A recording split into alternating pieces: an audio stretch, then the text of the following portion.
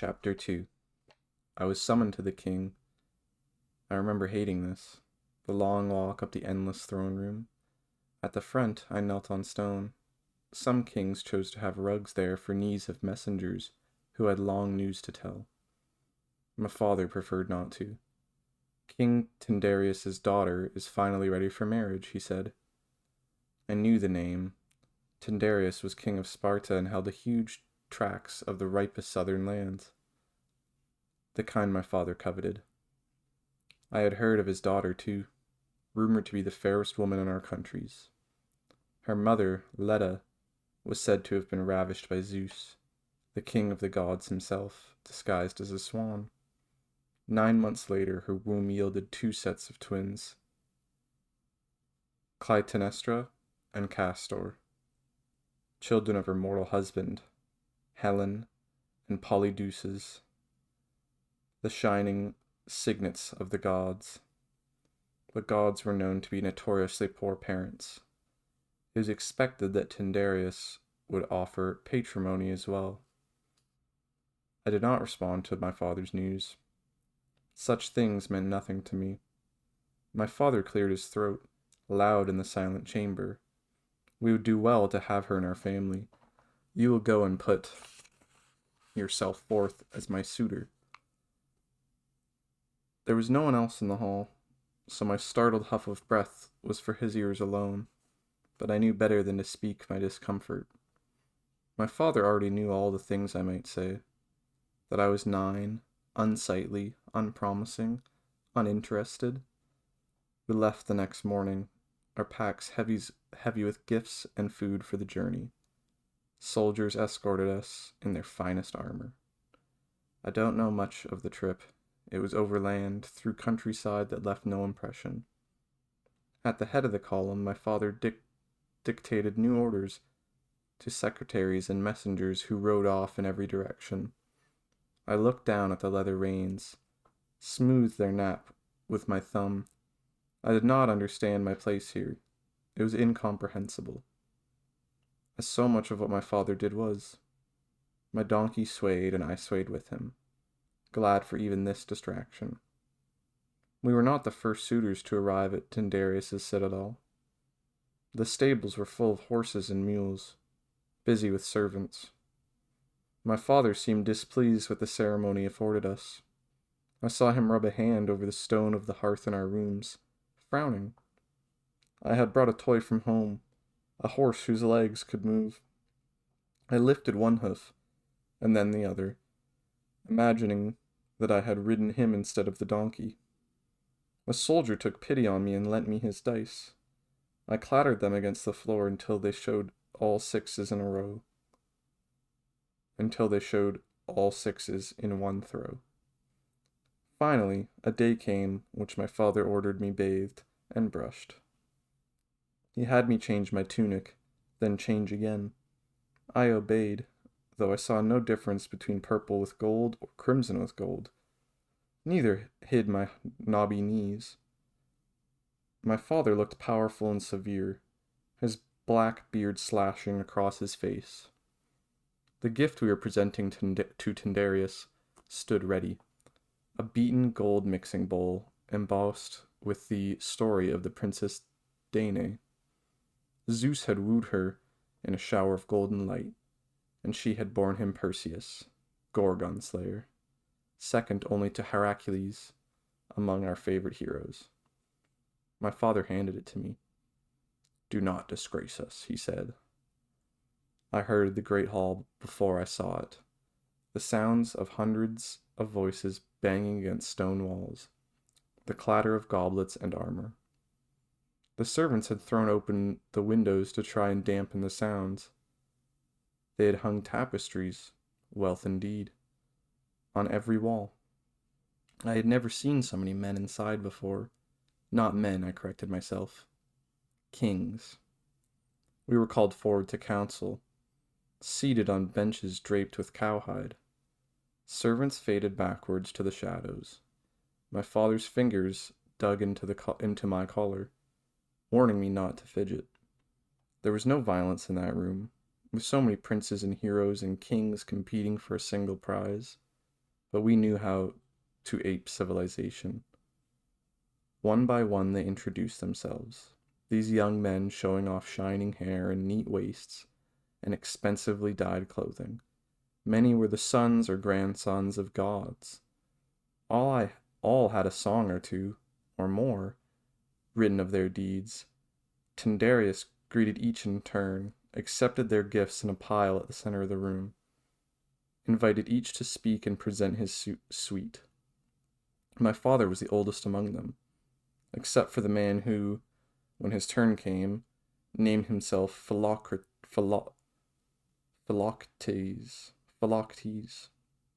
a comrade of Heracles. The man beside us whispered, with awe, and I understood. Heracles was the greatest of our heroes, and Philoctetes had been closest of his companions, the only one still living. His hair was gray, and his thick fingers were all tendon, the sinewy dexterity that marked an archer. And indeed, a moment later, he held up the largest bow I had ever seen, polished yew wood with a lion-skin grip. The bow of Heracles, Philoctetes named it, given to me at his death.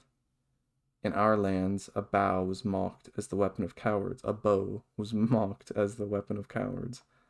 But no one could say such a thing about this bow. The strength it would take to draw it humbled us all. The next man, his eyes painted like a woman's, spoke his name. Idomeneus, king of Crete. He was lean, and his long hair fell to his waist when he stood. He offered rare iron, a double-headed axe, the symbol of my people. His movements reminded me of dancers that my mother liked. And then Menelaus, son of Atreus, seated beside his hulking bear-like brother Agamemnon. Menelaus's hair was a startling red, the color of fire-forged bronze. His body was strong, stocky with muscles, vital. The gift he gave was a rich one, beautifully dyed cloth. Though the lady needs no adornment, he added, smiling. This was a pretty bit of speech. I wished I had something as clever to say. I was the only one here under 20, and I was not descended from a god. Perhaps Peleus's blonde-haired son would be equal to this, I thought, but his father had kept him at home. Man after man, and their names began to blur in my head. My attention wandered to the dais, where I noticed for the first time the three veiled women seated at Tyndareus' side. I stared at the white cloth over their faces, as if I might be able to catch some glimpse of the woman behind it. My father wanted one of them for my wife. 3 sets of hands, prettily adorned with bracelets, lay quiet on their laps. One of the women was taller than the other.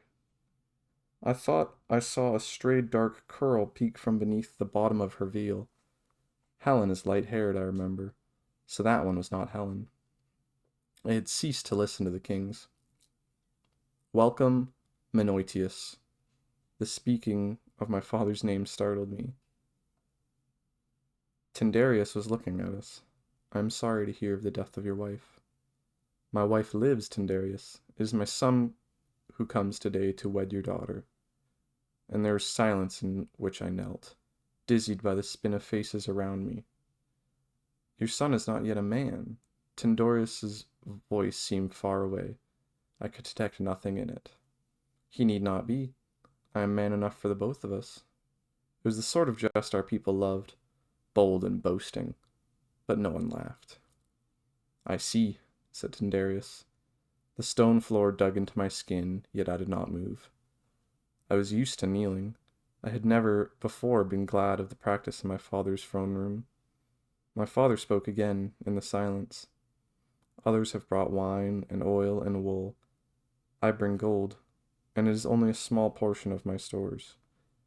I was aware of my hands on the beautiful bowl touching the store's figures, Zeus appearing from the streaming sunlight, the startled princess, their coupling. My daughter and I are grateful that you have brought us such a worthy gift, though paltry to you. A murmur from the kings. There was humiliation here that my father did not seem to understand. My face was flushed with it. I would make Helen the queen of my palace. For my wife, as you know well, is not fit to rule. My wealth exceeds all these young men, and my deeds speak for themselves. I thought the suitor was your son. I looked up at the new voice, a man who had not spoken yet. He was the last in line, sitting at ease on the bench, his curling hair gleaming in the light of the fire. He had a jagged scar on one leg, a seam that stitched his dark brown flesh from heel to knee, wrapping around the muscles of the calf and burying itself in the shadow beneath his tunic. It looked like it had been a knife, I thought, or something like it, ripping upwards and leaving behind feathered edges, whose softness bellied the violence that must have caused it. My father was angry. Son of Laertes, I do not remember inviting you to speak. The man smiled. I was not invited. I interrupted. But you need not fear my interference. I have no vested interest in the matter. I speak only as an observer. A small movement from the dais drew my eye. One of the veiled figures had stirred. What does he mean? My father was frowning. If he is not here for Helen, then for what? Let him go back to his rocks and his goats. The man's eyebrows lifted, but he said nothing. Tyndareus was also mild. If your son is to be a suitor, as you say, then let him present himself. Even I knew it was my turn to speak. I am Patroclus, son of Menoetis. My voice sounded high and scratchy with disuse. I am here as a suitor for Helen. My father is a king and the son of kings. I had no more to say. My father had not instructed me. He had not thought that Tyndareus would ask me to speak. I stood and carried the bowl to the pile of gifts, placed it where it would not topple. I turned and walked back to my bench. I had not disgraced myself with trembling or tripping, and my words had not been foolish. Still, my face burned with shame. I knew how I must look to these men. Oblivious, the line of suitors moved on. The man kneeling now was huge, half, again as tall as my father, and broad besides. Behind him, 2 servants braced an enormous shield. It seemed to stand with him as part of his suit, reaching from his heels to his crown. No ordinary man could have carried it, and it was no decoration. Scarred and hacked edges bore witness to the battles it had seen. Ajax, son of Telamon. This giant named himself. His speech was blunt and short, claiming his lineage from Zeus, and offering his mighty size as proof of his great-grandfather's continuing favor. His gift was a spear, supple wood, beautifully cut. The fire-forged point gleamed in the light of the torches. At last it was the man with the scar's turn. Well, son of Laertes, Tyndareus shifted in his seat to face him. What does a disinterested observer have to say to these proceedings? The man leaned back. I would like to know how you are going to stop the losers from declaring war on you, or on Helen's lucky new husband. I see 6 men here ready to leap at each other's throats. You seem amused. The man shrugged. I find the folly of men amusing. The son of Laertes scorns us. This was a large man, Ajax, his clenched fist as big as my head. Son of Telamon? Never. Then what? Odysseus? Speak your mind for once. Tyndareus' voice was as sharp as I'd heard it. Odysseus shrugged again. This was a generous gamble. Despite the treasure and renown you have won, each of these men is worthy and knows it. They will not be so easily put off. All this you said to me in private. My father stiffened beside me. Conspiracy. His was not the only angry face in the hall. True, but now I offer you a solution. He held up his hands empty. I have brought no gift, and I do not seek to woo Helen. I am a king, as has been said, of rocks and goats. In return for my solution, I seek you the prize that I have already named. Give me your solution, and you shall have it. Again, that slight movement from the dais. One woman's hand had twitched against her companion's dress. Then here it is. I believe that we should let Helen choose. Odysseus paused. To allow for the murmurs of disbelief, women do not have a say in such things. No one may fault you then, but she must choose now at this very moment, so she will not be said to have taken counsel or instruction from you. And, he held up a finger, before she chooses, every man here must swear an oath, to uphold Helen's choice and to defend her husband against all who take her from him, who would take her from him. I felt the unrest in the room. An oath? And over such an unconventional matter as as a woman choosing her husband? The men were suspicious. Very well, Tyndareus, his face unreadable, turned to the veiled woman. Helen, do you accept this proposal? Her voice was low and lovely, carrying to every corner of the hall. I do. It was all she said, but I felt the shiver go through the men around me. Even as a child I felt it, and I marveled at the power of this woman, who, though veiled, could electrify a room. Her skin, we suddenly remembered, was rumored to be gilded, her eyes dark and shining as slick obsidian that we traded our olives for. At the moment, she was worth all the prizes in the center of the hall and more. She was worth our lives. Tyndareus nodded. Then I decree that it is so. All those who wish to swear will do so now. I heard muttering, a few half-angry voices, but no man left. Helen's voice and the veil gently fluttering with her breath held us all captive. A swiftly summoned priest led a white goat to the altar. Here inside it was more